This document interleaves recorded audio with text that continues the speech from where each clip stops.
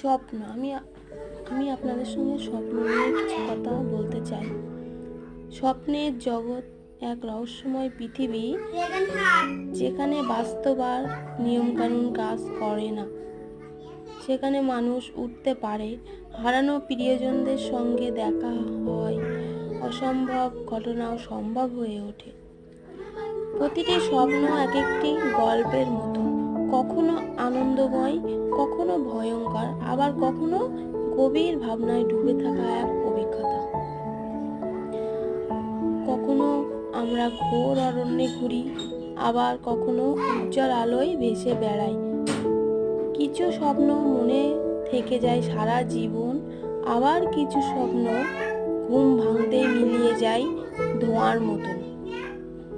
স্বপ্নের এই জগৎ আমাদের মনের অচেনা দিকগুলোকে তুলে ধরে।